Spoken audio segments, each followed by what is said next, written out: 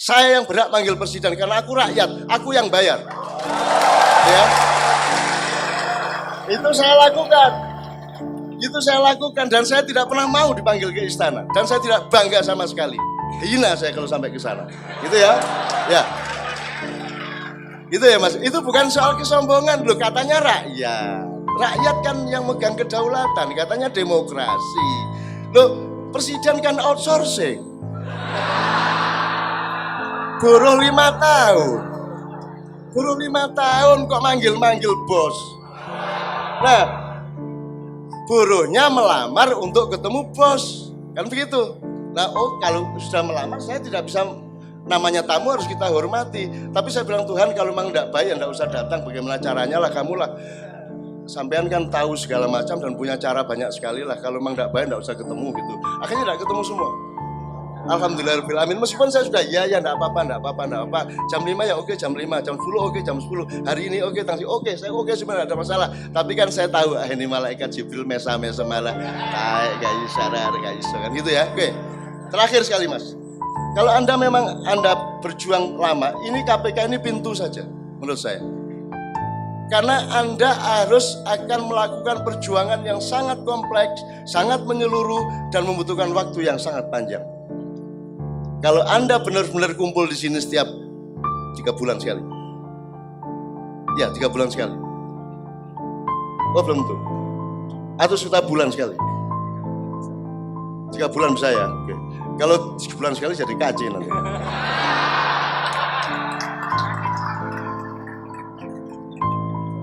Saya kira harus ada yang dirumuskan dari teman-teman di sini. Saya kira ini bukan publik abstrak. Anda harus jadi konkret.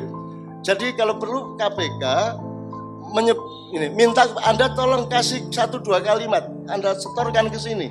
Terus nanti ada timnya di sini untuk merumuskan semuanya. Ini harus menjadi pintu masuk. Perjuangan Novel Baswedan, perjuangan para penyidik KPK, perjuangan kaum muda di KPK harus merupakan pelopor dari berubahnya Indonesia secara menyeluruh di masa depan.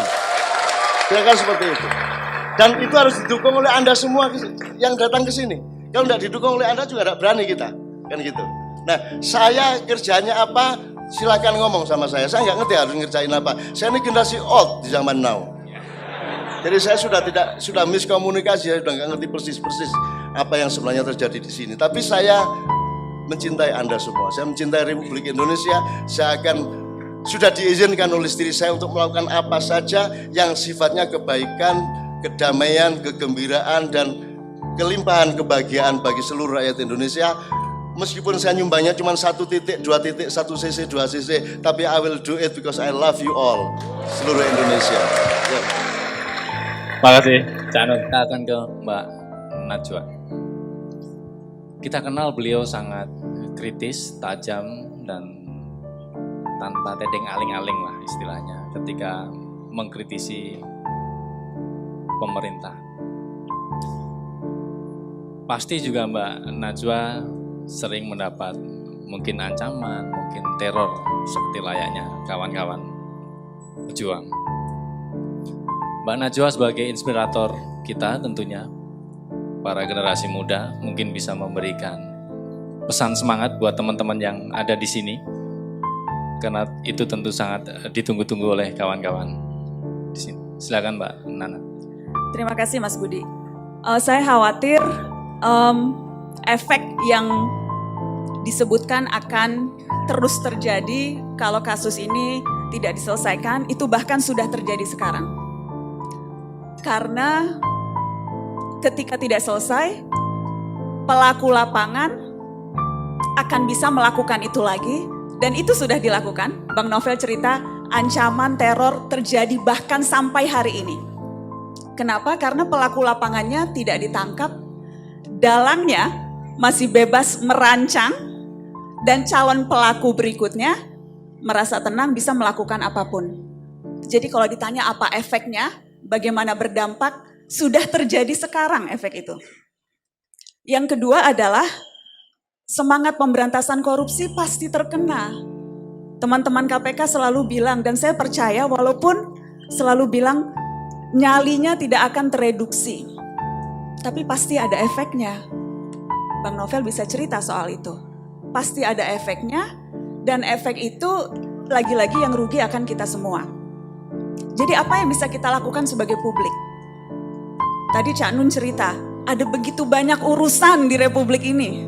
Semuanya genting dan penting. Bagaimana menjadikan isu ini masuk dalam skala prioritas kita di tengah berbagai isu yang setiap hari kita hadapi. Bagaimana menjadikan isu pemberantasan korupsi, bagaimana menjadikan kita selalu siap membela KPK, itu masuk dalam agenda prioritas kita. Mudah-mudah gampang. Karena saya percaya institusi ini Mas Budi, KPK ini sangat mudah dicintai dibandingkan dengan institusi-institusi lain. KPK itu paling gampang kok dicintai. Ada banyak bukti, saya nggak mau asal klaim cinta, banyak orang main klaim cinta sekarang. Buktinya misalnya berbagai survei persepsi publik, KPK selalu nomor 1. Pakai ukuran teman-teman saya para wartawan. Pasti setiap media ada wartawannya ngepost di KPK. Mobil satelit tuh SNG selalu parkirnya depan KPK. Setiap kali Febri konferensi pers selalu dapat slot breaking news. Jadi sekali lagi publik cinta karena memang KPK mudah dicintai. Tapi cinta itu kan harus dirawat ya Dek.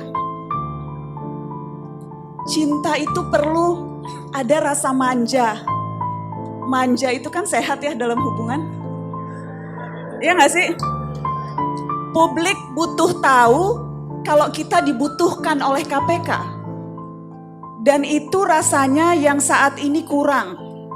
Saya meliput KPK, saya meliput isu korupsi sudah sejak saya jadi wartawan sudah 19 tahun. Saya meliput isu-isu korupsi bahkan sebelum ada KPK. Dulu namanya KPKPN.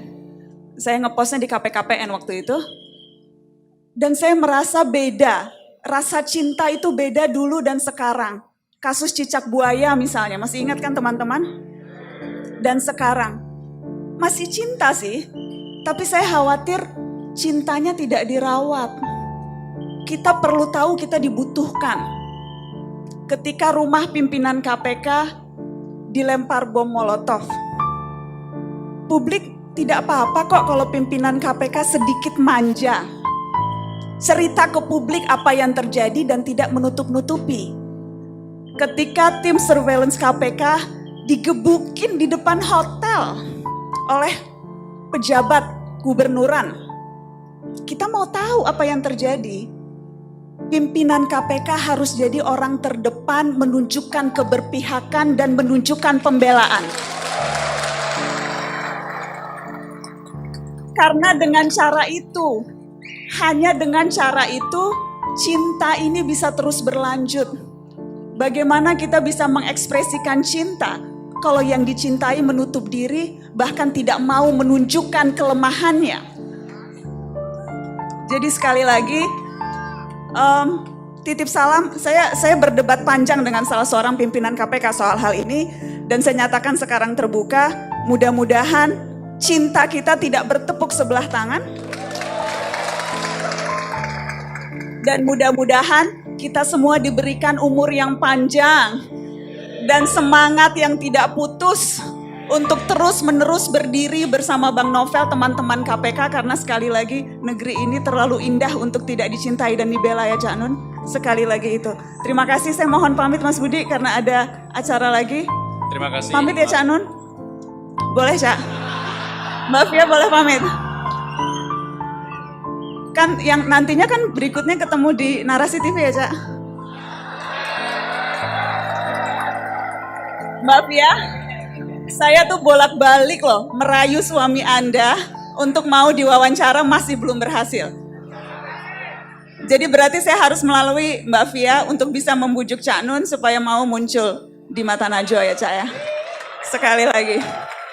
Baik, Bang Novel, saya mohon pamit sekali lagi. Terima kasih banyak sudah diajak. Terima kasih sudah memberikan kesempatan untuk mengeluarkan unek-unek. Terima kasih teman-teman. Assalamualaikum warahmatullahi wabarakatuh.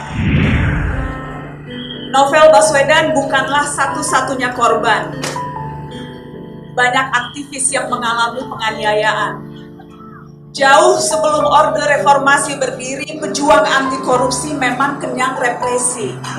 Amat sedikit penyerangan yang bisa terungkap.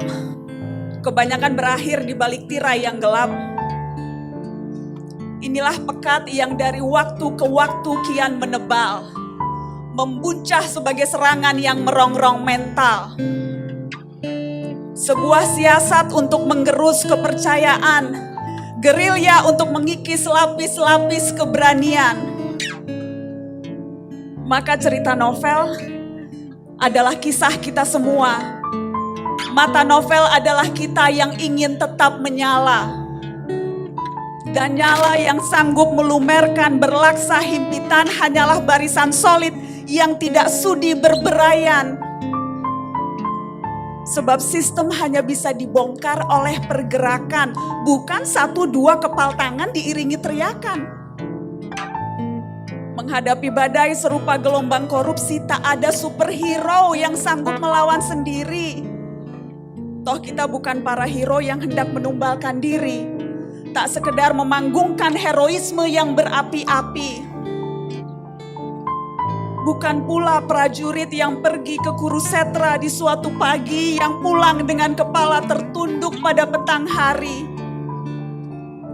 Kaki-kaki yang malam ini tegak berdiri di sini adalah anak-anak masa depan tanpa panji-panji. Kita hanya potongan sejarah yang gigih menyungging agar kelak wajah Indonesia penuh senyum tersungging. Bukan wajah Indonesia yang bopeng oleh muram durja, oleh batalion mafia yang mahir menggarong harta negara.